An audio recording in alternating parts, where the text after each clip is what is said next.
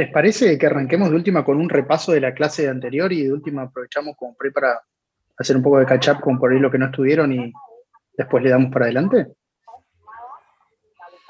Cuando quieras. Dale. Sí, Bueno, perfecto. Fran, si lo podés volver a presentar a Alejandro. Bueno, yo presento a Alejandro, Alejandro presenta a Lucía, ¿puede ser?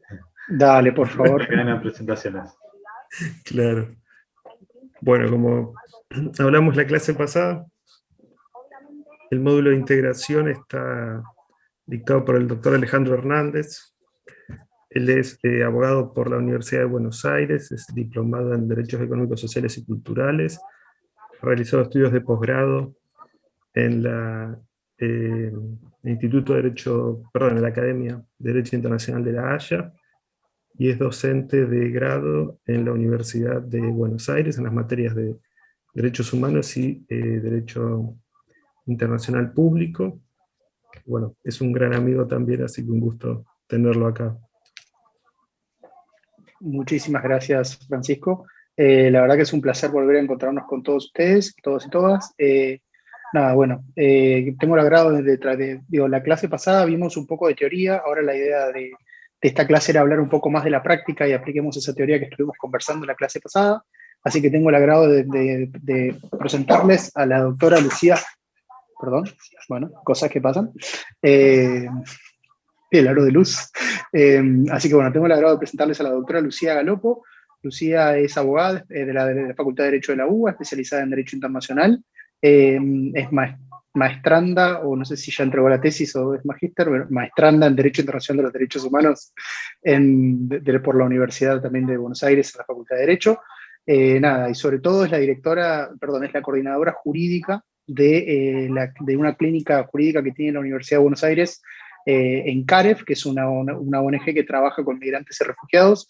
Así que bueno, nos parecía muy importante y valioso tener el testimonio de una persona que nos contara en primera persona cómo es trabajar con migrantes todos los días. Así que bueno, muchísimas gracias, Lucía, por participar y por aceptar esta invitación a participar de este evento y de estas clases.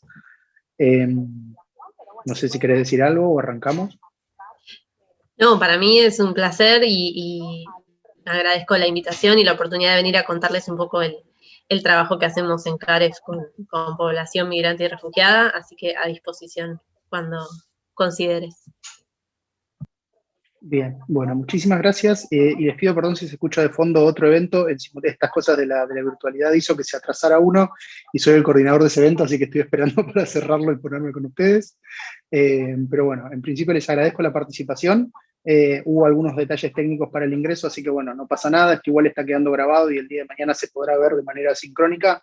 Así que bueno, la idea es poder traerles el mejor material educativo y testimonios en primera persona para que todos ustedes puedan desarrollar sus carreras profesionales. Así que bueno, la idea va a ser arrancar con un breve repaso, después vamos a hablar un poco con Lucía, que nos va a contar su experiencia, y después también vamos a tener la participación de Indira Acosta, que es la directora ella es venezolana, digo, para que tengamos también migrantes hablando, y ella es la directora de una asociación de médicos venezolanos en Argentina, así que nada, como para traer un ejemplo de que hay personas que cruzan fronteras internacionales y que rearman su vida de otro lado, y bueno, ella es un gran ejemplo de perseverancia.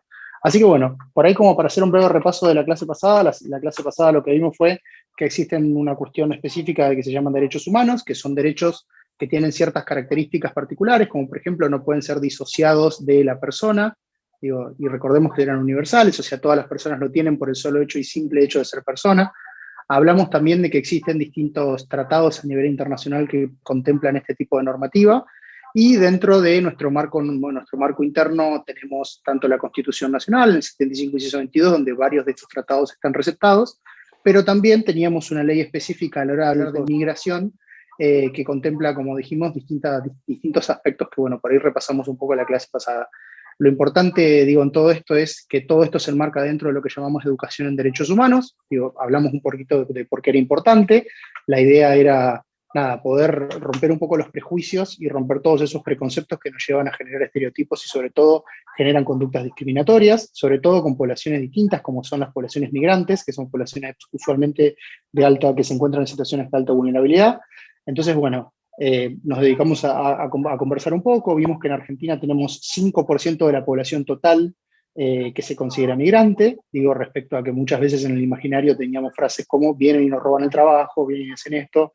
Bueno, también vimos un poco de que, no sé, a la hora de hablar en vienen y nos roban el trabajo, vimos que la población migrante, 2 de cada 3 personas migrantes terminan trabajando en trabajos mal remunerados, en situaciones muy precarias, es decir, es difícil ser migrante en Argentina y poder conseguir un empleo en blanco, registrado y que uno no sea discriminado sistemáticamente. Vimos también que existían ciertos trabajos que estaban más feminizados que otros, por ejemplo, los trabajos en casas particulares, aunque también la precarización es medio una norma en este trabajo, y citábamos el ejemplo de empresas, startup como por ejemplo Rappi.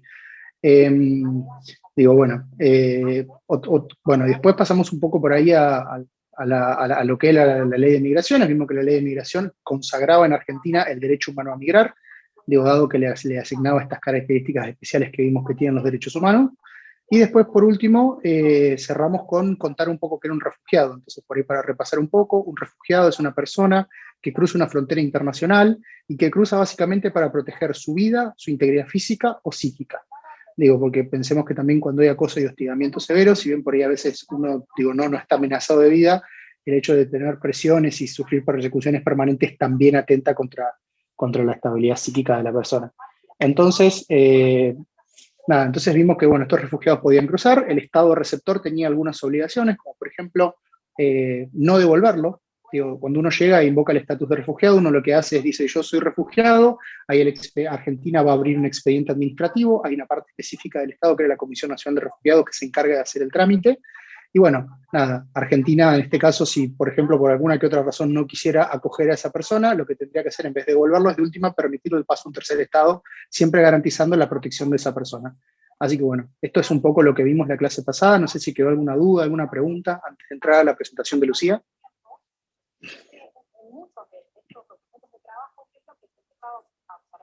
Se cumple la regla de los 5 segundos de silencio, manifestación de consentimiento tácita. Bueno, así que nada, hicimos eso un repaso y ahora lo dejo a ustedes con Lucía, quien nos va a contar un poco su experiencia, qué es lo que hace, y sobre todo, nada, nuevamente le queremos agradecer la participación en este espacio, porque es muy importante contar con la participación de la sociedad civil a la hora de hablar de migrantes y derechos humanos, porque hacen un trabajo, la verdad, fundamental, y bueno, nada mejor que la persona que lo lleva adelante como para poder contarles. Así que Lucía, la cámara es toda tuya. Bueno, gracias. Gracias, Alejandro. Gracias a todos y todas. Hola, Indira, te vi que entraste. Les cuento un poco qué pensé cuando Alejandro me extendió esta invitación. Lo que me interesa es contarles un poco qué es CAREF, a qué nos dedicamos y qué, más allá de cómo trabajamos y qué trabajamos, que también me parece que es interesante porque tiene un recorrido bastante largo, la institución, contarles cuál es la situación o cuáles son las situaciones más frecuentes hoy en atención en CAREF.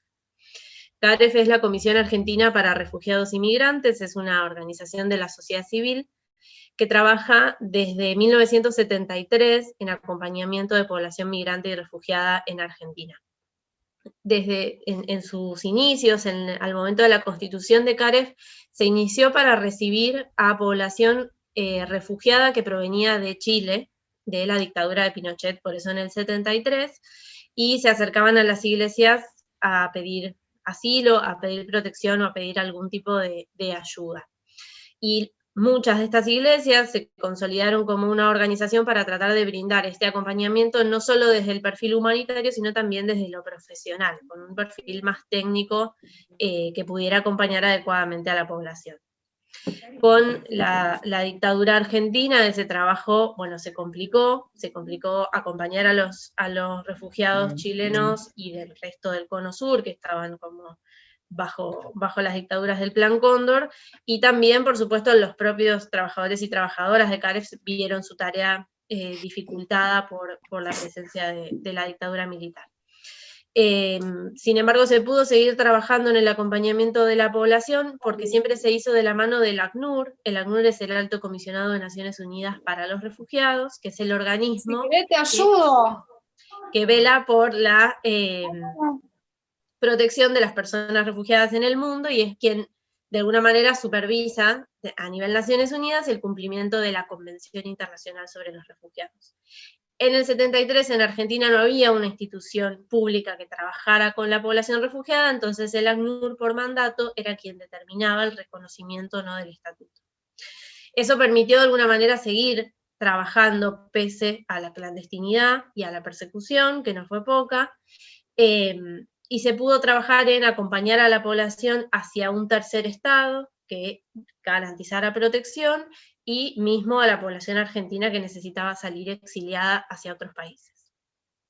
Con la vuelta a la democracia se empezó a acompañar no solo los retornos de toda esta población, que requirió mucho acompañamiento desde la contención y desde lo social, porque bueno, era volver a un país completamente distinto al que se había dejado, y en el caso de los extranjeros y extranjeras, volver a sus respectivos países también era un tránsito duro, sino también con las corrientes migratorias no forzadas, digamos, que es esta distinción que hacía Alejandro recién, la distinción entre migrantes y refugiados. A grandes rasgos es el hecho de ser migración forzada o no, o voluntaria, si se quiere, o motivada no por riesgo de vida, sino por otras condiciones. CAREF a lo largo de su historia fue acompañando a las distintas corrientes migratorias que se sucedieron en Argentina, se acompañó el proceso de los migrantes de Europa del Este durante los 90, que llegaban con un convenio que había firmado el presidente Menem en su momento y que no tenía políticas públicas de contención que permitiera la integración de esa población, entonces CAREF de alguna manera acompañaba esos procesos. También se acompañó población de Laos, más o menos en la misma situación. Y luego, sí, la principal población que se acompaña es la migración regional, la migración latinoamericana. Que es importante decir que siempre estuvo presente en la historia argentina la migración regional y latinoamericana, pero en general estaba más concentrada en las provincias de frontera, y hacia fines de los 90 se empezó a acercar a la capital, que era donde estaba el trabajo, donde se creía que estaba el trabajo.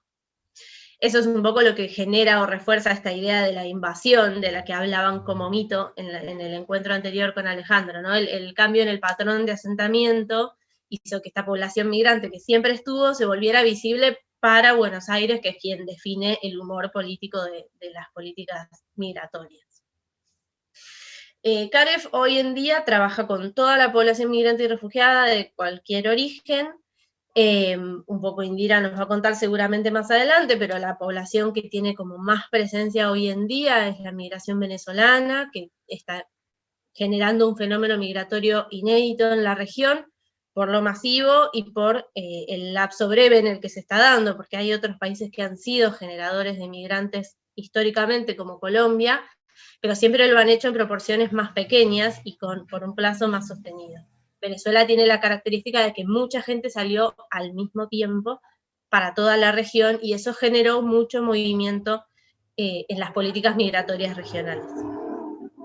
Es una de las principales poblaciones que estamos acompañando, pero la siguen población peruana, boliviana, paraguaya y colombiana, y en menor medida población de los países fuera del Mercosur. Africanos, africanas, República Dominicana, Haití, en mucha menor medida Europa. Y los que quedan de Europa del Este, que siguen estando en condición de vulnerabilidad y se acercan todavía a CAREF. CAREF trabaja desde la lógica, desde la perspectiva del trabajo social. Está dirigido históricamente por trabajadoras sociales, y su abordaje de la población es desde la mirada del trabajo social. Y el principal servicio de CAREF es el servicio social, que es interdisciplinario. Hoy está conformado por 10 trabajadoras sociales, 5 abogados y abogadas y 3 psicólogas. Y también tenemos equipos de capacitación, que son quienes tienen las redes y la comunicación con las organizaciones territoriales, equipos de comunicación, que son quienes producen la información hacia el afuera, equipos de investigación que trabajan a partir de lo que se ve en el equipo social para producir informes, y luego con eso hacer incidencia ante las autoridades o ante las distintas agencias. Y lo que les comentaba Alejandro, la clínica jurídica, que es un espacio específico de formación de estudiantes de abogacía. Es un convenio que tenemos con el CELS y con la Universidad de Buenos Aires, donde estudiantes de abogacía hacen sus prácticas profesionales en atención a población migrante y refugiada que consulta en CAREF.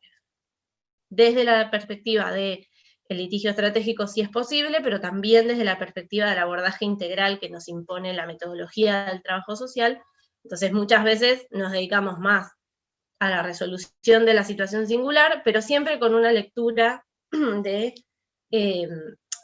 políticas sociales, digamos. Para nosotras, a mí me gusta definir el servicio social y a la clínica como el termómetro de CAREF, que nos permite de alguna manera saber qué está pasando. Porque es muy notorio cuando empieza a venir una mujer migrante que deja de percibir la asignación universal por hijo, posiblemente a la semana venga otra y después vengan 3, 4, 5 más, y ahí podemos hacer una atención singular de esa situación, pero también podemos leer que está pasando algo con esa política social que se está tornando inaccesible para determinado grupo poblacional. Entonces, de alguna manera, que el centro de CAREF esté puesto en el servicio que tiene atención directa con la población nos nutre de la realidad de la población migrante, sobre todo la población migrante en condición de vulnerabilidad, que es la que consulta nuestros servicios.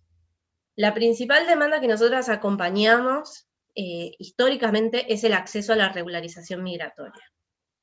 Como ustedes vieron en el encuentro anterior con Alejandro, la ley de migraciones es una ley joven relativamente, es una ley del 2004, que tiene una perspectiva de derechos humanos, digamos, de entender la política migratoria como una política de garantía de derechos. Y esto no es menor porque viene a superar una lógica de un decreto ley de la dictadura que tenía una lógica más persecutoria de la migración irregular sobre todo, y también de limitación del acceso a los derechos de las personas migrantes, digamos, una distinción entre ser nativo y no ser. Cuando se habla de derechos humanos, y esto también lo vieron, no quiero repetir, así que haceme una señal si ya hablaron de esto, cuando se habla de derechos humanos, se habla de el garante fundamental, el único obligado en materia de derechos humanos es el Estado. Entonces, que el Estado argentino haya decidido que su política migratoria esté regida desde la perspectiva de los derechos humanos lo posiciona en un lugar muy novedoso para una política migratoria, que es la de garantizar ese derecho, garantizar el derecho a migrar y el derecho a migrar en todo su abordaje, en el derecho a salir del territorio, a ingresar al otro territorio en condiciones seguras, acceder a regularidad migratoria y acceder a derechos que permitan la integración local. Vamos, corre la lógica de la política migratoria solo como el control de papeles y permite de alguna manera pensar en la integralidad de la condición de migrante y en la vida en el país de acogida, que en este caso es Argentina. Eso es sumamente novedoso, fue pionero en la región y fue como traccionando de alguna manera a otros países hacia ese mismo sentido. Eso está vigente, y esa ley permite la integración regional, o tiende a permitir la integración regional si se quiere, al habilitar la regularización migratoria simplificada para los residentes de Mercosur.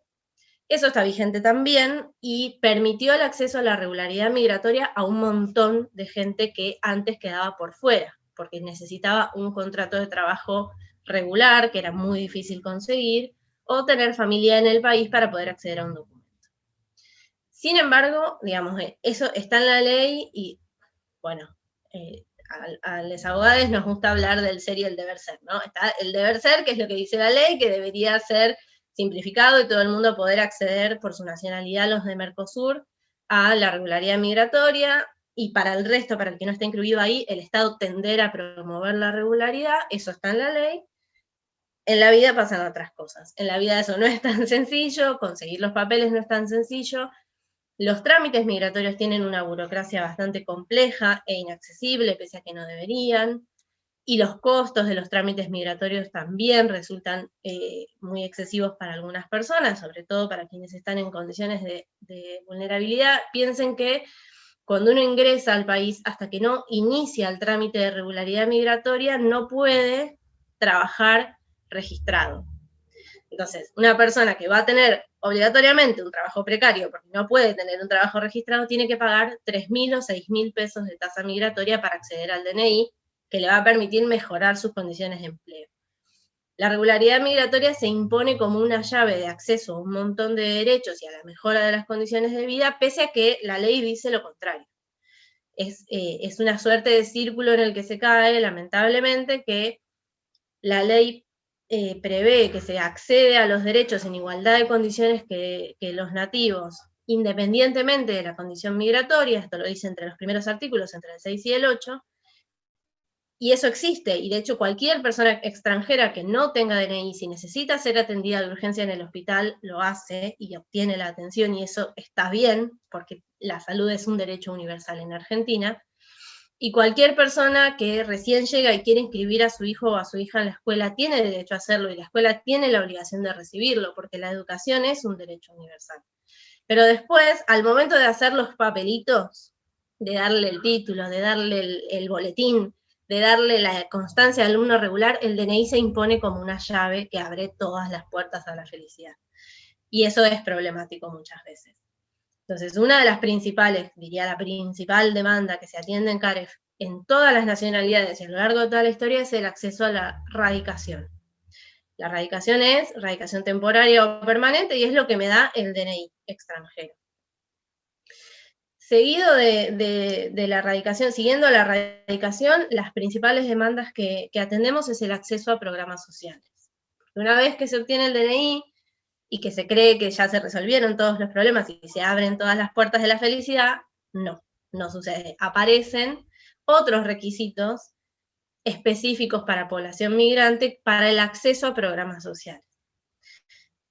En algunos programas sociales estos requisitos son relativamente razonables. Podríamos pensar que hoy en día para acceder a la asignación universal por hijo, una familia migrante necesita 2 años de residencia regular en el país. Que si uno lo piensa en tiempos ideales, una persona llega y más o menos en 6 meses, si tiene todos los papeles, debería poder tener su DNI, con lo cual 2 años después podría tener el acceso a la asignación por hijo. El problema es que es mucho más el tiempo que lleva acceder a la regularidad migratoria, porque hay trabas burocráticas de otra índole, o dificultades para el acceso, o incluso barreras tecnológicas o de recursos simbólicos que se imponen a la hora de tramitar una radicación, que hacen que esos 2 años se terminen transformando en 4, 5, a veces 6. Y después hay otros programas sociales que sí tienen requisitos que son abiertamente discriminatorios. Para citarles un ejemplo, el acceso a la política destinada a la pensión por discapacidad para, como su nombre lo indica, personas con discapacidad, que implica una asignación económica, pero también una cobertura en salud, exige para las personas migrantes 20 años de residencia en el país. Es un requisito muy excesivo, que si vamos como a simple vista, no hay niños y niñas migrantes que puedan acceder a esta política, porque no les da la edad, no les da la vida para tener los 20 años de residencia que exige la política. Entonces, hay algunas otras situaciones que también son de integración y de acceso a las políticas, que son otra de las principales situaciones que acompañamos. Y después ya en otro, como con más distancia en las estadísticas, atendemos también en las solicitudes de asilo, orientación para el procedimiento de asilo o apelaciones de procedimiento de asilo, procedimientos de expulsión del país por distintas razones, y después, bueno, cuestiones más asociadas a la vida en Argentina y a digamos, problemáticas sociales en general, violencia de género, cuotas alimentarias, digamos, cuestiones que parece que ciertos caminos están allanados, pero hay que pensar que a veces ser migrante y tener que insertarse en los caminos complejos del acceso a la justicia en Argentina puede llegar a ser problemático.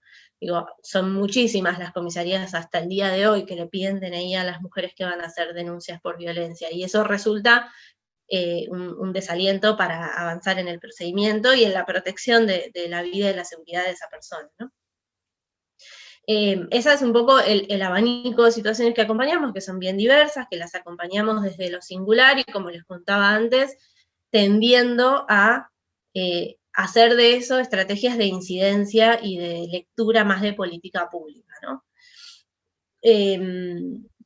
Y en los últimos años hemos podido ampliar la cobertura de alguna manera, o el equipo que trabaja en CAREF, y hemos, a través de un proyecto con el ACNUR, podido abrir oficinas en otras provincias, lo cual nos permitió también tener como una perspectiva más de lo que pasa cerca de las fronteras o en las provincias de frontera en las capitales. Tenemos oficinas en Jujuy, una en La Quiaca y una en San Salvador de Jujuy, en Misiones, en Posadas y en Puerto Iguazú, y ahora estamos empezando a trabajar en una oficina en Mendoza. Entonces ahí se abrió como una demanda nueva, que es la demanda del acceso al territorio y de lo que pasa en la frontera, y como un poco esto que les decía antes. Se supone que las fuerzas de seguridad no deberían impedir el acceso de personas que son solicitantes de asilo, o no deberían requerir determinados documentos, y después en la frontera está el migrante y el gendarme solos, y lo que pasa ahí, si no hay nadie acompañando o supervisando, monitoreando, se puede llegar a complicar. Entonces esa es un poco nuestra tarea, digamos, que es la tarea de la sociedad civil, en definitiva. Siempre las organizaciones de la sociedad civil somos como los que estamos ahí metiéndonos en todo, pero buscando siempre monitorear la garantía de los derechos y el cumplimiento del Estado de sus obligaciones, ni más ni menos. Lo que me interesaba compartirles para cerrar, y después escucho si tienen preguntas o comentarios, pero me parece que hace un poco también al espacio en el que nos encontramos, era cuando hablamos de estos programas sociales que resultan difíciles de acceder o con complejidades, o incluso cuando surgen programas nuevos que parecen innovadores y que tienen y que podrían resultar de utilidad para la población migrante y refugiada, nos pasa que nos encontramos que en el diseño de estas políticas muchas veces no está pensada la perspectiva migrante. No está pensado que pueda existir una persona migrante que necesite acceder a esa política. No se piensa la política focalizada para determinado grupo, y no se piensa qué pasa si en ese grupo hay un grupo de personas migrantes que necesitan acceder. Por ejemplo, el ingreso familiar de emergencia de la pandemia. El ingreso familiar de emergencia era destinado a quienes estaban en las peores condiciones a causa de la pandemia, porque no podían trabajar o ya no tenían trabajo de antes, no tenían ingresos, y necesitaban un apoyo estatal urgente. Es una política súper efectiva, y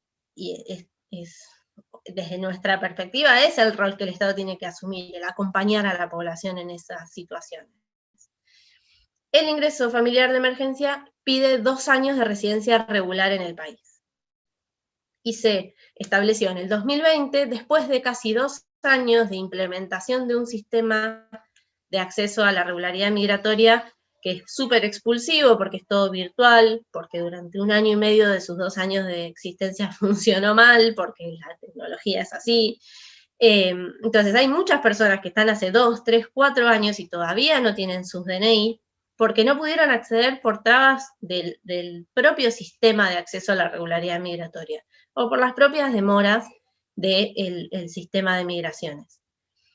Estas personas, que son quienes no pueden de ninguna manera tener empleo registrado, o son quienes recién llegan, porque incluso quienes habían llegado un tiempito antes al país y se encontraron con la pandemia, no tienen redes y no tienen forma de acudir a la ayuda de la comunidad si no la tienen, porque son personas recién llegadas.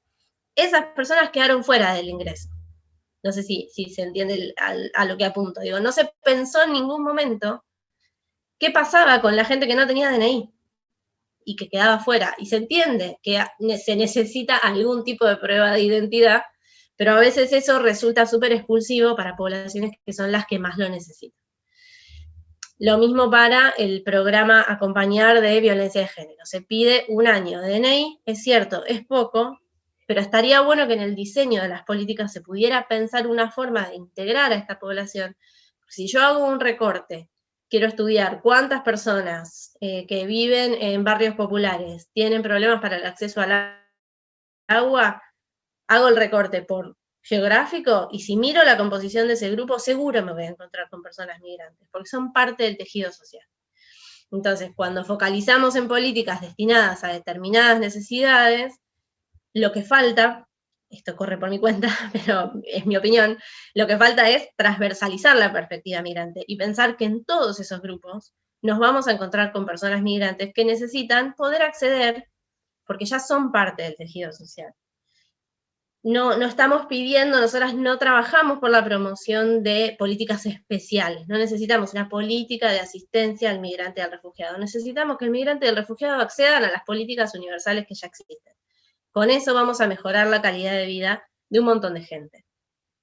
Entonces, lo que me interesaba compartirles era esto, es un montón lo que les voy a decir ahora, y sé que está quedando grabado, pero síganme en esto y después me dicen que les parece un montón. Paciencia. En su momento nos costó un montón transversalizar la perspectiva de derechos humanos en el Estado. Como que derechos humanos era una cosa que se hablaba en determinadas oficinas y el resto de las oficinas no podían no saber nada de derechos humanos que no importaba. Bueno, se trabajó, se militó, se acompañó y se logró que todos los ministerios, todos los organismos deban tener perspectiva de derechos humanos. Hicimos lo mismo con el género. Me lo cargo porque creo que lo hicimos todas. Hicimos lo mismo con el género. Logramos que todas las oficinas tengan o deban tener perspectiva de género, deban poder contemplar la perspectiva de género en el diseño de sus políticas. Bueno, sería ideal que lo mismo lo pudiéramos hacer con la población migrante, que en todos los diseños de todos los ministerios, que no sea solamente migraciones la obligada a pensar la política migratoria. Que el Ministerio de Economía, que va a sacar una moratoria para no sé qué, no es el Ministerio de Economía, bueno, elegí justo uno del que no sé nada. Bueno, el Ministerio de Vivienda va a sacar un programa para el acceso a viviendas sociales, bueno, que pueda pensar, che, ¿qué pasa si hay personas migrantes que necesitan? ¿Cómo prueban su residencia? No significa abrir las políticas a que venga cualquiera, la cobre y se vaya, eso no sucede, eso es un mito, que no sucede porque es mucho más complejo hacer eso que venir a vivir acá y radicarse y trabajar. Sí sucede que hay personas que les cuesta acceder a la documentación o a la prueba de los años que llevan en el país, entonces pensar en una alternativa para que la prueba sea no solo con el DNI, sino con otros medios y que nos permita integrar a esa población que siempre queda por fuera y que siempre termina siendo la más excluida de las políticas y de la protección estatal, porque es parte de la población que debe ser protegida por el Estado argentino. Esa es un poco la idea y la expectativa. Es un montón. Bueno, les escucho. Gracias.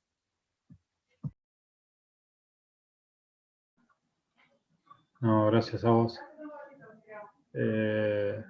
Gracias, Lucía. Muy interesante todo lo que dijiste. Alejandro, no sé si vos presentás ahora a Indira, ¿puede ser? Sí, igual antes quería aprovechar, agradecerle a Lucía por la claridad de la exposición y sobre todo por la brevedad. La verdad que me parece que logró condensar muy bien. Un tema hiper complejo, lo pudo presentar de una manera simple, además contó un poquito qué era lo que se hacía de la sociedad civil. Y yo por ahí quería aprovechar también a preguntarle, desde tu experiencia, ¿cuáles crees vos que en los últimos, no sé, año y medio o dos, quizás tomar la pandemia como el inicio de la pandemia como un hito, y decir de la pandemia para acá, ¿qué es lo que vos notás como barreras de acceso, desde, no sé, desde el Estado, desde que el Estado haga o no haga, digo, qué es lo que notás vos que están sufriendo como situaciones concretas los migrantes a la hora de acceder a sus derechos? Digo, o sea, ¿cuáles son las principales barreras que por ahí están encontrando o detectaron ustedes a raíz de las consultas que les van llegando? Sí, buenísimo, buenísimo porque no lo abordé. Bueno, hay varias cosas que nos trajo la pandemia y creo que hay como varios momentos dentro del hito pandemia en nuestras vidas. A los inicios de la pandemia teníamos dos grandes problemas. Uno era que se arrastraba todavía cierta inercia institucional de la Dirección de Migraciones y de un sistema que no funcionó bien durante la gestión anterior y que además tuvo una lógica bastante persecutoria. Digamos, la gestión de gobierno anterior tenía una lógica, una mirada sobre la migración que era de persecución y de criminalización, que es clara. Bueno, eso de alguna manera seguía estando presente en las instituciones públicas y eso costó desarmarlo, y se sumó a eso el de esta idea de que el virus venía de afuera. No sé si se acuerdan, al principio el virus llegaba con los viajeros, llegaba con los extranjeros. Entonces se asociaron todos los problemas que empezaron a surgir con las personas que no eran de acá. y eso trajo mucha discriminación en las instituciones y mucho temor que ya se arrastraba de acercarse a las instituciones públicas por parte de las personas migrantes, porque el virus era extranjero y se asociaba rápidamente. Después empezaron a aparecer las respuestas estatales y el otro gran problema fue el acceso a esas respuestas y el cierre del Estado. Digamos, el Estado se cerró en su atención, literal, físicamente, se cerraron las oficinas públicas para el acceso a los distintos sistemas, y eso complicó mucho las cosas. Personas que tenían su trámite iniciado de regularización hacía un montón de tiempo, lo vieron demorado muchísimo tiempo más por el cierre de las oficinas públicas, o les pedían un papel en el trámite que no tenían dónde tramitarlo porque la otra oficina que lo genera también estaba cerrada. El cierre del Estado repercutió mucho en el acceso a derechos de las personas migrantes. Después, bueno, se vio afectado el acceso a la salud como en toda la población, digamos, el hecho de que los hospitales estuvieran abocados más a la atención de COVID perjudicó el resto de las atenciones. Y en ese aspecto creo que eso se cierra hoy, digamos, la parte de acceso a derechos hacia el interior del territorio, con las dificultades que vemos todavía para el acceso al plan de vacunación. Creemos que, digamos, las vacunas como mecanismo de protección generalizado necesitan ser accesibles para todo el conjunto de la sociedad para que sirva, porque es la única manera de erradicar efectivamente una enfermedad, es que nadie tenga capacidad de contagiarse. Los planes de vacunación están pensados con accesibilidad para las personas migrantes, pero en muchas jurisdicciones, de vuelta, el DNI y la llave mágica era el requisito para la inscripción. Entonces, no era que había una discriminación desde el plan, porque el plan no preveía que si eras extranjero no te podías anotar, pero cuando entrabas al sistema para anotarte, te pide DNI y número de trámite. Y eso implicó una barrera específica para el acceso a las inscripciones. Eso lo venimos trabajando, vimos que hay por parte del Ministerio de Salud una apertura para solucionar estos problemas, porque son de diseño de sistemas.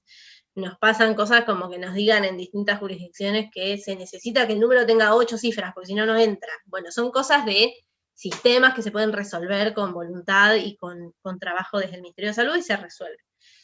Esas fueron como las principales barreras, y creo que la más grave de todas esas fue que mucha de la población migrante que vive sobre todo en Ciudad de Buenos Aires, en el AMBA, en los centros urbanos en general, está dedicada a las tareas de servicio.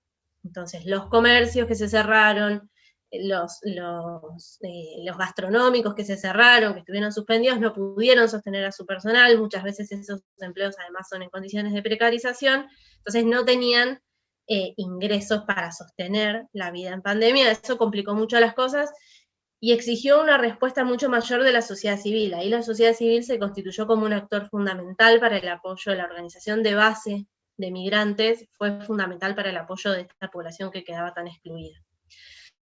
Y después el otro gran hito que yo encuentro en la pandemia, y que me parece que es complejo por lo sostenido y por lo grave, es el cierre de fronteras. El cierre de fronteras se entiende, digamos, no lo cuestionamos desde una lógica sanitaria de protección, esto que quede claro, entendemos que es necesario controlar los ingresos y egresos por cuestiones de que el virus justamente está por ahí más desarrollado en otras jurisdicciones para no traerlo, pero sostener durante tanto tiempo un cierre de fronteras tan estricto generó muchos problemas para gente que estaba en tránsito, para familias que estaban separadas y que estaban a la expectativa de reunirse en Argentina, personas que, como decíamos, necesitan protección internacional, que vienen escapando de una situación de violencia o de peligro para su integridad, y llegan a la frontera y se encuentran con que no pueden ingresar, y se pone como en tensión la protección excepcional sanitaria con el derecho humano a solicitar asilo. Lo sostenido de esa situación complica mucho las cosas porque no hay previsibilidad de cómo se va a resolver. Nosotras venimos acompañando algunos ingresos excepcionales, sobre todo por reunificación familiar. Durante los primeros meses de la pandemia pudimos acompañar varios de personas que habían salido por tierra en febrero y llegó marzo y se encontraban del otro lado de la frontera y quedaron paradas. Bueno, eso se pudo acompañar y muchas familias que estaban separadas, digamos, porque los niños estaban de un lado y los padres del otro, eso también, pero son situaciones muy puntuales y muy a cuentagotas. Y el problema que nosotras vemos acá es que se entiende la necesidad del control y de la medida sanitaria, pero la gente migra por otras cosas. La gente migra por necesidad generalmente, la gente migra por desesperación muchas veces, a veces un poquito, un pasito antes de la desesperación, pero siempre buscando mejorar la calidad de vida para ellos y sus familias. Y eso no se detiene porque las fronteras estén cerradas. Entonces, lo único que se genera con las fronteras cerradas son tránsitos mucho más inseguros, mucho más riesgo de situaciones de trata y tráfico de personas, y personas varadas de un lado o del otro de la frontera con riesgo de tránsitos irregulares que lo exponen a situaciones peores. Eso me parece que es lo que está ahí latente como un problema, bueno, ya es un problema, no está latente, pero que requeriría alguna resolución más definitiva. No es fácil, digo, con esto no estoy diciendo que la solución es abrir la frontera y no, pero bueno, sí estaría bien poder pensar el impacto que tiene en la migración. Y le respondo ya a Miriam rápido, así sigo de largo. Las barreras más comunes que existen para que obtengan la documentación los migrantes, bueno, por un lado los costos, las tasas migratorias hoy están en 3.000 pesos para personas Mercosur y 6.000 para personas extra Mercosur, que esto, personas que no pueden trabajar hasta que no lo tienen, es como un montón de plata, y para los grupos familiares a veces eso se hace mucho más costoso. Muchas veces hay dificultades en la documentación de país de origen, no sé si Indira pensaba contar esto, pero para los niños venezolanos, por ejemplo, que fue un fenómeno muy complejo en los últimos años, los niños venezolanos, igual que los colombianos, hasta los 9 años no obtienen su cédula de identidad, porque así es la ley de documentación de Venezuela y de Colombia respectivamente, no por otra cuestión, pero con las dificultades que existían en Venezuela para obtener los pasaportes, esos niños no tenían documento de viaje. Entonces solo viajaban con partidas de nacimiento, y se encontraban con que no eran documentos de viaje hábiles. A veces eso mismo sucede con pasaportes vencidos, con cédulas vencidas, con uno de los documentos que se necesita es el certificado de antecedentes penales de acá y de país de origen. A veces eso no es fácil de conseguir. Vamos, es bien diverso, muchas veces tiene que ver con recursos económicos, otras con recursos simbólicos, personas que están en una condición de mucha vulnerabilidad y que les resulta muy complejo pensar en acercarse a su consulado a tramitar determinada documentación. Personas que residen acá hace un montón de años nunca tramitaron nada y no tienen registro de su ingreso al territorio, eso también existe. Y para las personas que no son del Mercosur, que no alcanza con la nacionalidad para acceder a la residencia, aparece el obstáculo del criterio, que se conoce como criterio de erradicación, que es el trabajo en relación de dependencia, que es dificilísimo para cualquiera de nosotros y para las personas migrantes recién llegadas más, o la familia argentina, o digamos, encuadrar en determinadas características que no es fácil para este grupo de población. Entonces eso resulta bastante excluyente. Pero bueno, después hay particularidades, hay sí situaciones de antecedentes penales, eso también existe, pero no diría que es la mayoría de los problemas. Y la otra gran barrera es la barrera tecnológica. Hoy la mayoría del trámite es virtual, y eso parece raro en el 2021, pero hay mucha gente que no tiene acceso a un dispositivo o a una buena conexión de internet o a la alfabetización tecnológica o general, digamos. Poder leer y escribir es una necesidad para hacer este trámite por su cuenta. Entonces terminan cayendo en manos de gestores que cobran fortunas por hacer los trámites y que después nunca funcionan. Esos son todos obstáculos que no están resueltos. Hay algunos caminos, pero bueno, es difícil y no son tan conocidos. En el 2015, sí, 2014-2015 se implementó un programa que se llama Programa de Abordaje Territorial, que era un programa que generaba la Dirección de Migraciones con dispositivos móviles en determinados barrios, generalmente en barrios más vulnerables, donde Migraciones ponía un puesto y las personas se acercaban y preguntaban qué tenían que hacer, a veces les iniciaban el trámite. Ese programa se discontinuó durante la gestión anterior, se dio de baja, y junto con eso se dieron de baja también algunos criterios de exención de tasas migratorias, entonces era como claro que había una exclusión específica a las personas que estaban más vulnerables, ¿no? Y bueno, ese dispositivo se está retomando, bueno, ahora más o menos con la pandemia, pero apenas cambió la gestión, empezó de vuelta el procedimiento de abordajes territoriales, que es muy, muy valioso, porque es esta lógica del Estado saliendo a que la gente se acerque y no a esperar que la gente vaya por su cuenta, porque no necesariamente sabe cómo hacerlo. Creería que eso es todo, no sé si respondí la pregunta.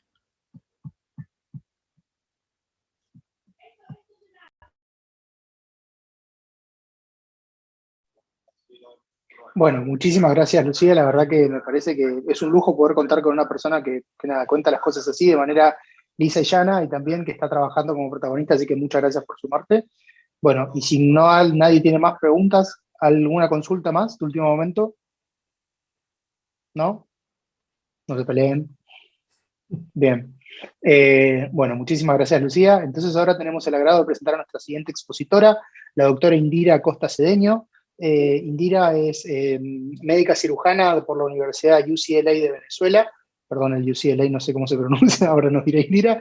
Ella es médica ginecóloga obstetra también de la Universidad Central de Venezuela. Tiene además un estudios en gerencia de salud y, por sobre todo, es presidenta de la Asociación de Médicos Venezolanos en la República Argentina, ASOMEVENAR. Así que bueno, Indira, muchas gracias por participar de este evento y nada, la cámara es toda tuya.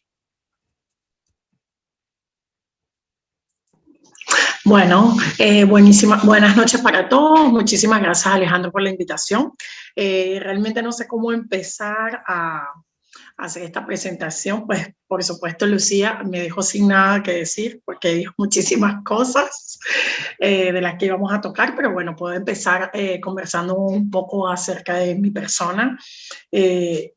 Y bueno, y de la asociación. La Asociación de Médicos Venezolanos en Argentina fue fundada el 9 de febrero del año 2018 por un médico venezolano que fue de los primeros que emigró a Argentina, varios médicos venezolanos que fueron de los primeros que emigraron a Argentina. Ellos se encontraron un día, se pusieron de acuerdo, se encontraron en una plaza de acá porque no tenían ni siquiera dinero para reunirse en un café. Obviamente todo lo que era la tramitación de la convalidación era muy, todavía estaba muy en gris, no tenían por supuesto que ni idea, y logran reunirse unos cuantos. Hay una foto muy emblemática donde hay 25 personas, de las cuales 10 de esas personas pasan a ser fundadores de lo que hoy se conoce como ASOMEVENAR, o Asociación de Médicos Venezolanos en Argentina. Desde el 2018 ellos intentaron hacer acercamiento con el gobierno del momento, ¿verdad? Se encontraron bastantes dificultades. Sin embargo, no es sino hasta el 2019 cuando se abren muchas puertas y se empieza a, sobre todo por disposición de lo que era el ministro de Educación del momento y el director de Gestión y Fiscalización Universitaria, cuando se empieza a hablar de todo lo que es el trámite de convalidación. Y como lo dijo Lucía, muchos de estos trámites eran digitales y obviamente se pedía una cantidad de documentación que, si bien tú venías de Venezuela de alguna manera, entre comillas, huyendo, ¿verdad? Muchos de estos documentos a veces son difíciles de conseguirlos todos, o bueno, casi que imposible. Además del tema que la documentación debía venir lo que era legalizada y apostillada. Bueno, en este tema, sobre todo lo que era la apostilla de los documentos, nos acompañó muchísimo lo que fue el gobierno del momento, porque incluso aceptaban algún tipo de documentación que no era de mucha relevancia, sin este tipo de sin esta postilla, pero obviamente la documentación importante, que es lo que es el título y las notas de las evaluaciones de nuestra carrera de medicina, pues eran importantes que tuvieran la postilla, y pues desde hace algunos años en nuestro país es un tanto o casi imposible pues sacar este tipo de documentación y obtener la documentación de nuestras universidades de ingreso. Bueno, en este momento la asociación está conformada por 1.734 médicos, de los cuales la mayoría son médicos generalistas, que en el grupo etario aproximado están entre 27 a 32 años. Son médicos que recién egresaron de la universidad y buscando calidad de vida y una manera de poder ayudar a sus familiares que quedaban en Venezuela, huyeron, vamos a decirlo así, salieron de Venezuela buscando un país que fuera receptivo hacia la migración. Y pues Argentina es un país que desde siempre ha sido receptivo a la migración, pues no solo venezolana, sino pues de todos lados. Incluso en su Constitución Nacional pues está un artículo donde habla de muchos de los médicos que emigraron, la mayoría, como digo, son médicos generales, médicos que no llegaron ni siquiera culminaron la carrera de medicina, pero no llegaron ni siquiera a hacer un año de ruralidad, que es un requisito que nos exigen en Venezuela para poder ejercer la medicina, sino que vinieron de esa manera. Y pues llama muchísimo la atención a esta edad, de 27 a 32 años, son bastante jóvenes. Vamos a poner un poco en contexto de lo que ocurría en Venezuela a mi llegada. Yo llegué en el año 2019, empecé a colaborar activamente con la asociación, y en el año 2020 pues gana mi equipo de trabajo y mi persona como junta directiva de la asociación. Venezuela, con este último gobierno que aún están, desmejoraron muchísimo todo lo que eran la parte de los servicios, o sea, la parte sanitaria, los servicios básicos como luz, agua, telefonía, internet, todas estas cosas desmejoraron muchísimo. Y por supuesto, lo que era la adquisición de los alimentos, asimismo como la prestación de servicios importante como es el derecho a la salud. Casi todo lo que los hospitales estaban en decadencia, tanto de insumos y obviamente como de personal. Había bastantes personas pues que usan los hospitales, no hay tanta gente que tiene el privilegio de tener una prepaga, y llegó un momento en que todo se encareció tanto que pues el que tenía prepaga pues ya no podía cubrir un servicio médico, pues así que todos generalmente iban a lo que eran los hospitales, y los hospitales estaban desabastecidos en el tema de lo que eran materiales y equipos. Todo esto, pues, junto con el alto costo de lo que eran los alimentos, llevó a muchas personas a migrar hacia otros países. En el caso de los profesionales que tenían pues un poquito más de posibilidades económicas, migraron a sitios alejados, y las personas pues que están más en vulnerabilidad, como lo comentó Lucía, y migraban a sitios más cercanos de Venezuela, y donde pudieran hacerlo incluso por tierra, porque no tenían la posibilidad de pagar un boleto de avión. Y bueno, obviamente lo hemos visto muchísimo más ahora en estos 2 últimos años con el tema de la pandemia. Hemos visto más cómo las personas han salido, estas personas que se encuentran muchísimo más vulnerables, han salido de Venezuela por tierra en condiciones de verdad de lo peor, o sea, de lo peor que puede pasar a una persona. Y bueno, y por supuesto, me tomo el momento para agradecer a las asociaciones como lo que es el ACNUR y la Organización Internacional de Migraciones, CAREF también, su participación y la ayuda que dan a todas las personas que están en estos estados vulnerables y que llegan pues al país de esta manera. Y sí, bueno, Argentina, en el caso explícito de los médicos, junto con lo que era la Organización Internacional de Migraciones, en el año 2019 logró ayudarnos y incluso realizar lo que era la inserción laboral de una gran cantidad de médicos.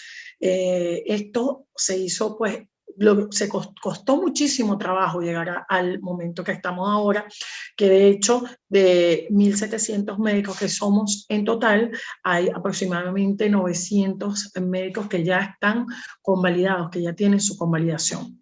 Y pues el año 2020, por un decreto de necesidad de urgencia del presidente Fernández, hay una gran cantidad de médicos que, aunque no han hecho su convalidación formalmente, iniciaron el proceso, pero también están trabajando y pues dando la cara en hospitales de provincia de Buenos Aires y también de las provincias aledadas de Argentina en este tema de la pandemia que nos aqueja. Y bueno, pues no solamente la pandemia, sino de otras patologías pues que aquejan al pueblo argentino. Como lo dijo Lucía, y creo que alguien preguntó, en el caso de lo que es la documentación, es necesario, por ejemplo, en el caso de los médicos, tener la documentación, el documento nacional de identidad para iniciar lo que es el trámite de convalidación. En este caso, como les dije anteriormente, lo que es obtener la cedulación o el pasaporte en Venezuela es un trámite complicado. Y más realizar la apostilla de los mismos, que es un requisito indispensable. Que, por ejemplo, los antecedentes penales tengan la apostilla. El DNI, en el momento que yo llegué, habían como tiempos estipulados y esos tiempos se han visto alargados. En el momento que yo llegué a Argentina, aproximadamente eran de 3 a 6 meses, pues en este tiempo con pandemia, o sea, puede pasar un año y medio, hemos tenido casos de médicos que tienen 2 años esperando su DNI, que no han podido pues subsanar algún tipo de documento pues que se exige. Y en el caso de la documentación necesaria para iniciar lo que es el proceso de convalidación, la apostilla o que lleguen algunos documentos de Venezuela para lograr iniciar ese trámite y que ese trámite pues pueda ir moviéndose, porque obviamente si falta alguna documentación el trámite se detiene. En el caso, de lo que son estas organizaciones no gubernamentales, como lo que es el ACNUR y el OIN, agradecemos muchísimo porque por ahora nos están dando un rol más participativo a las organizaciones, como por ejemplo la nuestra, como por ejemplo otras organizaciones, otras ONG que ayudan a los migrantes, u organizaciones de profesionales venezolanos. Y de esta manera a lograr de una u otra forma, como lo dijo Lucía, esa ayuda o ese punto que queda a veces como que, bueno, o sea, no pensamos en los migrantes, dándonos un rol participativo, hemos logrado llegar o sea, avanzar con muchas cosas, incluso con muchos proyectos. No sé qué más decir, Alejandro, me quedé como que hay muchísimas, fuera de los médicos al principio, cuando llegaron a Argentina, obviamente no podían trabajar en medicina. O sea, teníamos médicos que trabajaban en Uber, teníamos médicos que trabajaban en tiendas de celulares, en tiendas de ropa, prácticamente estaba el recurso acá, pero por el tema de convalidación, pues ellos estaban en otros trabajos diferentes a la medicina.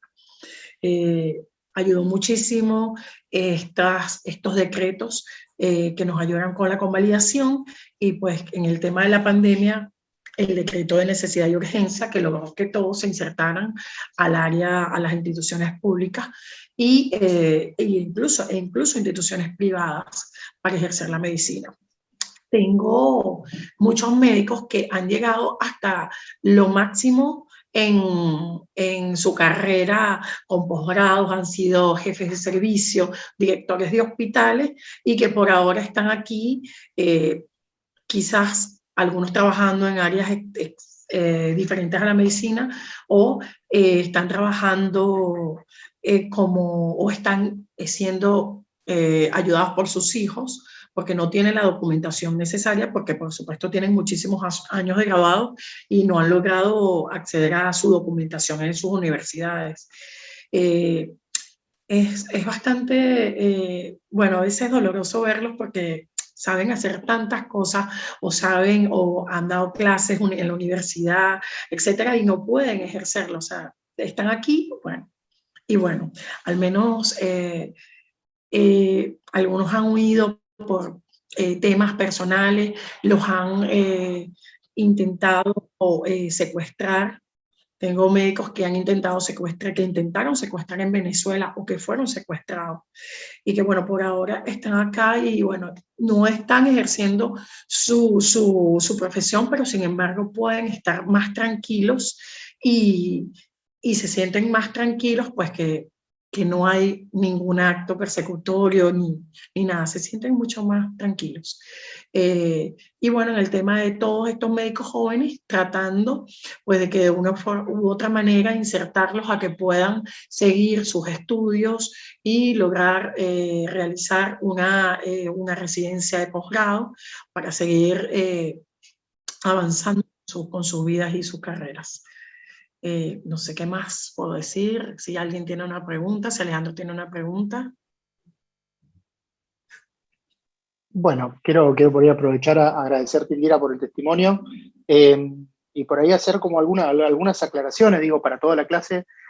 Por ahí la clase pasada estuvimos hablando de cómo diferentes tipos de migrantes, digo, personas que se están yendo de su casa usualmente por motivos, como decía bien Lucía, motivos económicos, querer estar un poco mejor, digo, o sea, tenemos que abandonar esta lógica de que cuando el migrante viene hacia Argentina, viene a robarme el trabajo, viene a usurparme, qué sé yo, pero cuando un argentino va al exterior se va a ganar el mundo y estamos haciendo patria. Digo, ¿no? O sea, como pensar que somos todos personas, que estamos en jurisdicciones, y a veces por ahí un poco lo que contaba Indira, digo, nos ayuda a graficar cosas que fuimos viendo.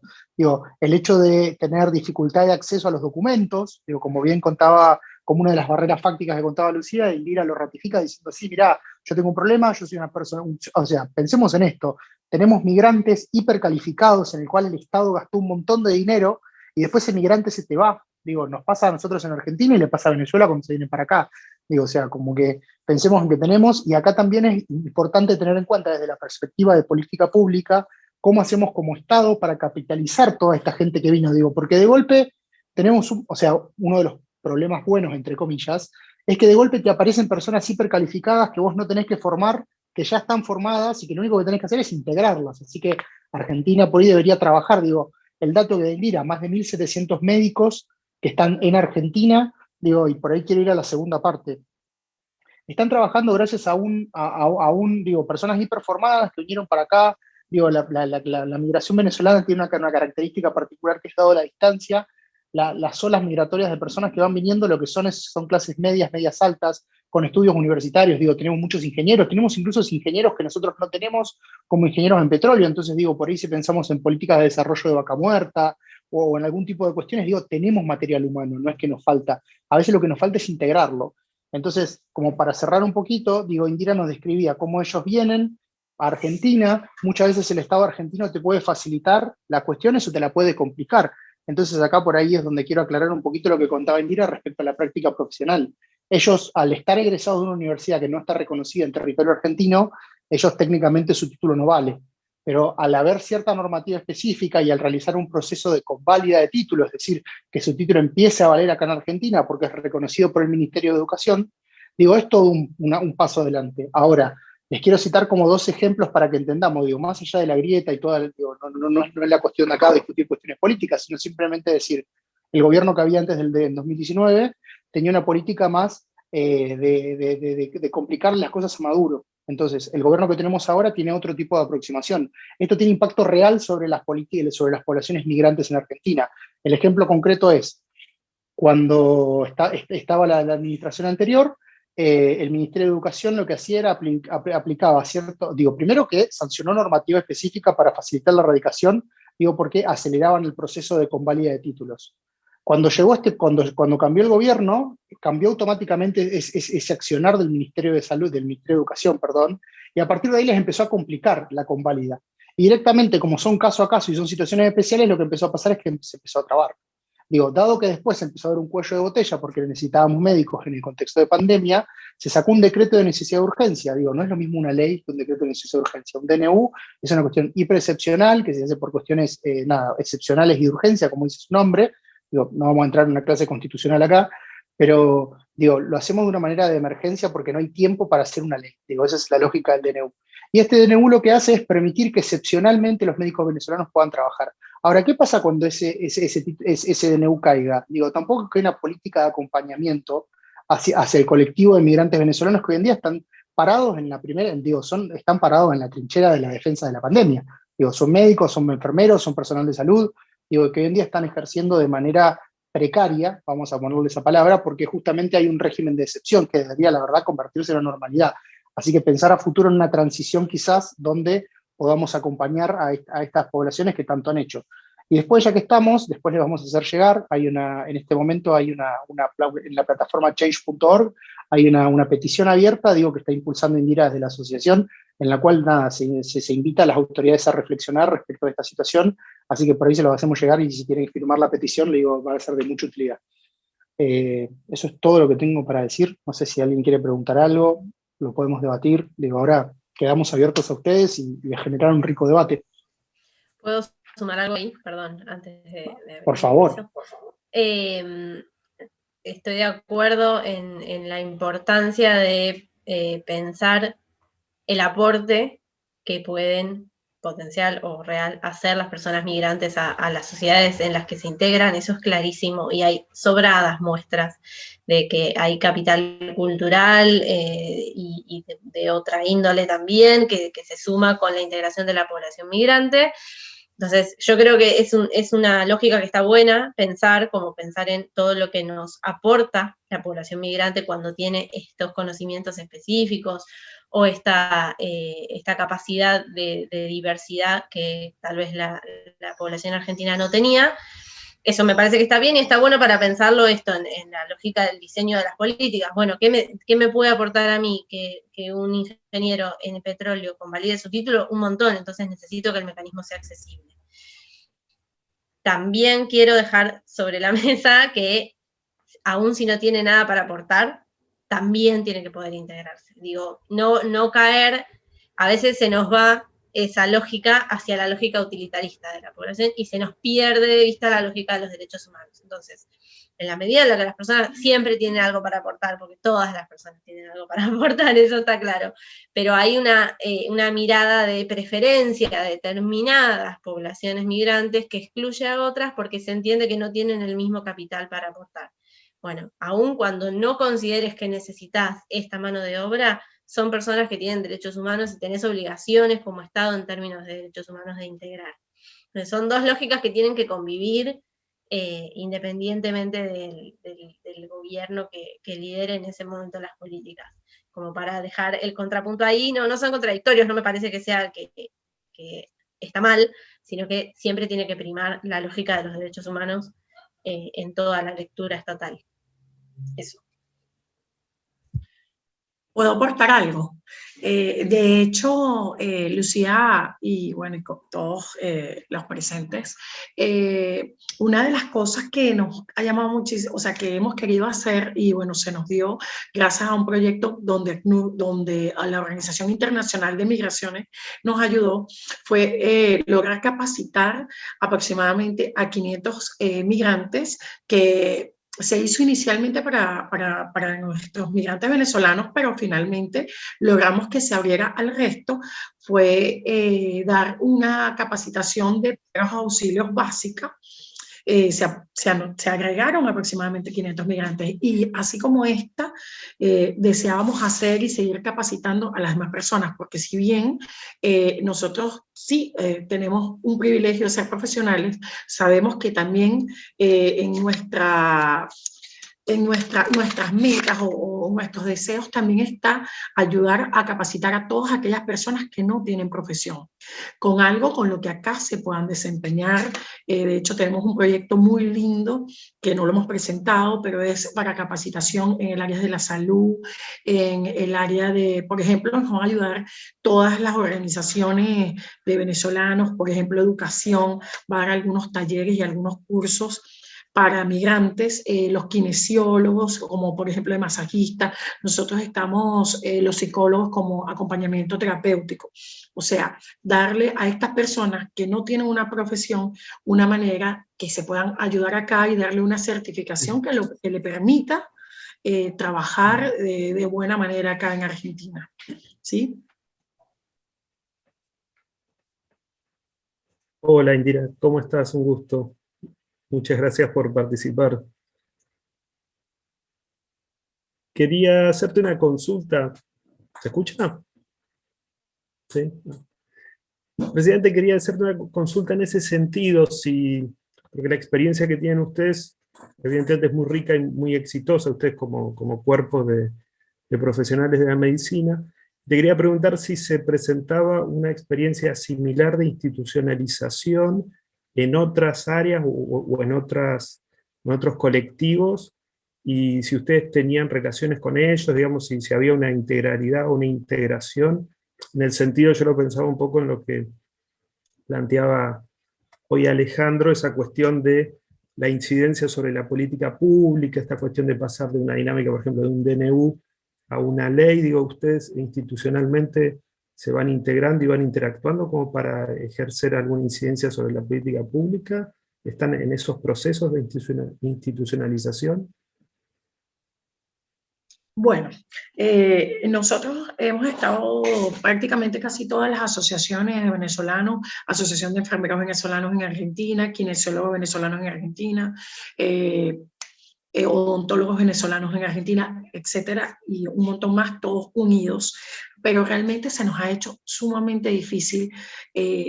Voy a verlo desde el punto de vista que prácticamente cambió lo que fueron las autoridades y cambiaron pues muchos beneficios o muchas resoluciones que se habían logrado.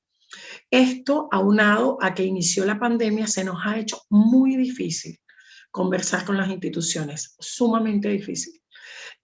Obviamente, cuando entra este decreto de necesidad y urgencia, que es el 260-2020, que era por un año, desde marzo del 2020 a marzo del 2021, obviamente esto quedó como que las instituciones quedaron así como que, bueno, ok, vamos a abocarnos al problema que tenemos ahora, que es la pandemia. Y bueno, con este decreto, pues logramos que no solamente los venezolanos, sino todos los profesionales extranjeros de la salud puedan trabajar de manera excepcional y temporal sin tener su convalidación. Entonces, en el contexto de ese año, quisimos trabajar de manera de que todos estos médicos lograran su convalidación de la manera tradicional, que fue lo que logramos hacer. Sin embargo, todos estos procesos se vieron retrasados. Los médicos de 752 médicos que fueron convalidados en los años 2018 y 2019, en el año 2020 y 2021 solamente hemos logrado 146 convalidaciones, y estos médicos deben ir, o sea, debemos cumplir e incluso presentar un examen de competencias en las universidades argentinas, que generalmente escogemos lo que es la Universidad de Corrientes porque es la que más se parece a nuestro pensum, y solamente vamos a examen de competencia, no debemos rendir ninguna otra materia, que tiene un costo actualmente de 75.000 pesos, para que posteriormente la universidad pase al Ministerio de Educación la probatoria de este examen de competencias, y el Ministerio de Educación le entrega al profesional su título habilitante o su título convalidado. Pero obviamente pensamos que estos tiempos iban a estar acortados por la pandemia en el momento de que necesitaban los profesionales de la salud. Sin embargo, vimos que pues no, como te explico, 2020-2021, 146 médicos convalidados, y lo que hicieron fue hacer una prolongación o una extensión del DNU hasta el 31 de diciembre del año 2020. Y prácticamente lo que es el Ministerio de Salud nos dijo algo así como que, bueno, ustedes están trabajando y se les está pagando por eso. O sea, no tenemos ningún compromiso, ni siquiera moral, con no solamente los venezolanos, hay bolivianos, colombianos, ecuatorianos y médicos haitianos que hace poco se comunicaron conmigo por todo este mismo tema del decreto de necesidad y urgencia y su finalización. ¿Ves? Entonces, obviamente para nosotros, lo que realmente nosotros en ningún momento, y yo lo he conversado muchísimo con Alejandro, con el doctor Alejandro, es que no queremos que nos convaliden por ninguna vía fácil. O sea, si nosotros tenemos que ir a la universidad a presentar y pagar, se puede hacer porque el médico está devengando un sueldo. Pero sí la agilización de los trámites como tal. ¿Ves? Entonces, pues se arroparon en que todos los trámites están retrasados y pues va a pasar diciembre y quizás no hagan extensión del DNU y todos estos médicos van a quedar sin trabajo. Y no solamente los médicos sin trabajo, sino que todas estas instituciones públicas van a quedar sin el recurso humano también, que quizás lo necesitaban de antes. Nosotros tenemos médicos venezolanos en sitios donde realmente no había médicos, o sea, sitios bastante rurales, bastante alejados, en provincia de Buenos Aires, pero que están prácticamente unidos a Río Negro, Carmen de Patagones, y, por ejemplo, Carmen de Patagones, Bolívar, no sé, no me pasa ningún otro por la mente ahorita porque son alejados, Carlos Casares, y también en la provincia argentina, no solamente en provincia de Buenos Aires. Obviamente esto es un tema que hemos conversado, incluso lo conversamos en una reunión que tuvimos en migraciones, que una de las maneras de lograr que los médicos tampoco se concentraran en lo que es Buenos Aires y provincia de Buenos Aires es dándoles algún tipo de beneficio, hasta incluso que podría ser que su DNU sea más rápido, que le otorguen su DNU más rápido en cualquiera de estas provincias donde haga falta profesionales de la salud de venezolanos, y que el médico pueda iniciar su trámite más rápido sin saltarnos ninguno de los pasos que se hacían. Porque en los años 2018 y 2019, incluso la manera de convalidarse se hacía por un convenio entre una institución que necesitaba el recurso humano y lo que era el Ministerio de Salud y el Ministerio de Educación. Era algo un poco más directo. Sin embargo, como te digo, o sea, no queremos saltarnos ninguno de los espacios, ni tampoco estamos, obviamente, nos sentimos o sea, para exigir nada, pero sí al menos que esos trámites sean agilizados y que este médico, una vez que se acabe la pandemia o que al menos se acabe el DNU, pueda seguir con su trabajo, ¿sí? O sea, pueda seguir trabajando pues, en nuestra profesión. Y no tener a todas estas personas. Nosotros como asociación no permitimos que el médico trabaje de manera en negro, sino que obviamente nos gusta que el médico trabaje de la manera más legal posible. Con el DNU trabajan, entre comillas, de manera legal, pero que es con un vencimiento.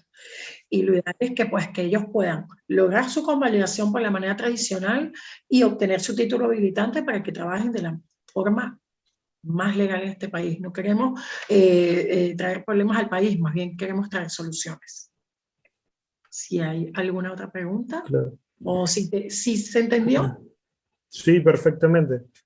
Aquí en el chat, Rolando Daniel plantea, claro, que debería abordarse todas estas cuestiones de políticas públicas y sociales desde el paradigma de la interculturalidad.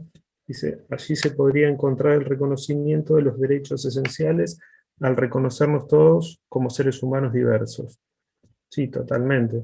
La verdad que son paradigmas que se van sumando. Un poco la idea de este programa era ese, ¿no?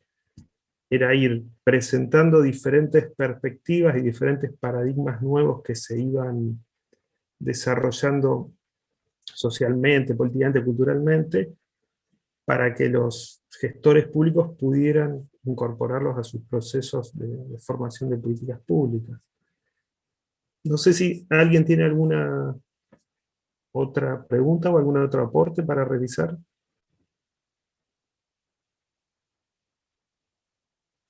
¿Quiere que vayamos cerrando?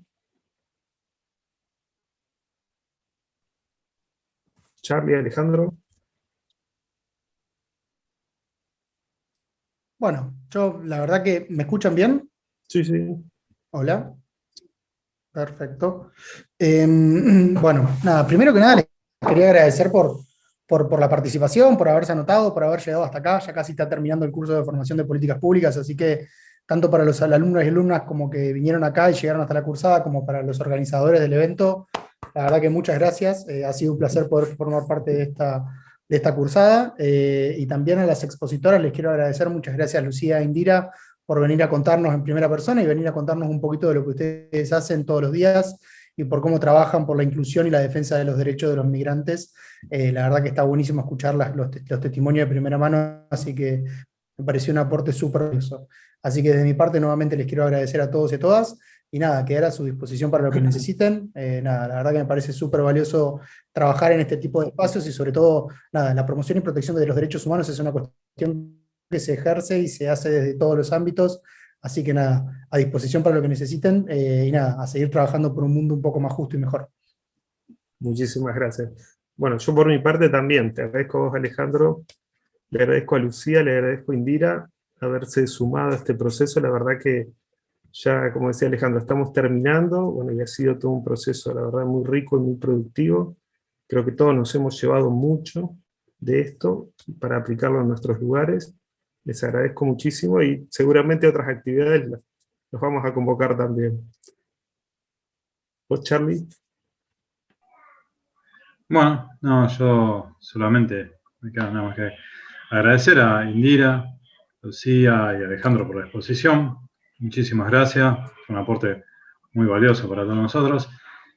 Bueno, y a todos los que participaron hoy, que estuvieron aquí acompañando, nuevamente agradecidos por su aporte, por la presencia. Y bueno, nada más que eso, esperarlos el próximo miércoles, 19:30 horas también, el módulo de género. Así que bueno, después en la semana voy a estar enviando los correos con el link de acceso. Y bueno,